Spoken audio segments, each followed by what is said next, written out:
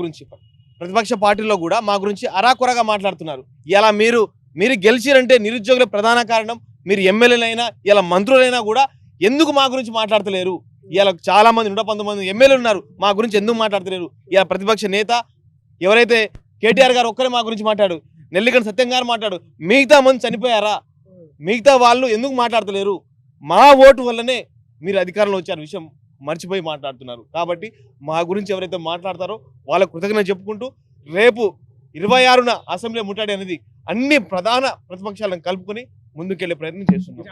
కవిత గారు మీకు మద్దతు ప్రకటించినట్టున్నారు, ఇంకా మిగతా వాళ్ళకి కూడా ఇంకేమైనా మద్దతు కోరే అవకాశం ఉందా? మీరు అన్ని ప్రధాన పార్టీలు జాగృతి కానీ, బీఆర్ఎస్ కానీ, బీజేపీ కానీ, ఇంకా అన్ని సిపిఐ, సిపిఎం కూడా తెలంగాణ రాష్ట్రంలో ఏ అయితే ప్రతిపక్ష పార్టీ ఉన్నాయో వాళ్ళందరి మద్దతు కోరుతూ ముందుకెళ్లే ఆలోచన మేము ఉన్నాం. ఇప్పుడు జాబ్ క్యాలెండర్ కూడా అక్కడ ఏపీ ఉన్నారు, మరి ఇక్కడ ప్రకటించకపోవడానికి ఏంది కారణం? ఇబ్బంది ఏమైతుంది? ఇప్పుడు అదే అంటున్నాం.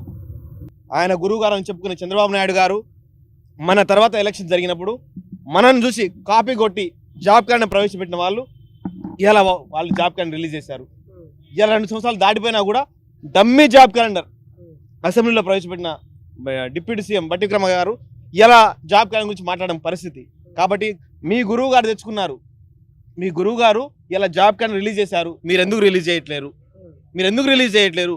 ఇలా దాదాపుగా 2 లక్షల ఉద్యోగాలు ఖాళీలు ఉన్నాయని చెప్తున్నారు, మరి ఎక్కడ కూడా ఇవ్వని పరిస్థితి. గత ప్రభుత్వం బీఆర్ఎస్ ప్రభుత్వం ఇచ్చిన నియామక పత్రాలను మా పిల్లలు చెప్పుకొని ఇలా ముద్దు పెట్టే ప్రయత్నం చేస్తున్నారు. మరి మీరు శ్వేతాపత్రం రిలీజ్ చేయండి, ఎన్ని ఉద్యోగాలు ఇచ్చారు, ఎక్కడిచ్చారు, ఏ టైంలో ఇచ్చారు, అవన్నీ బయట తీయండి.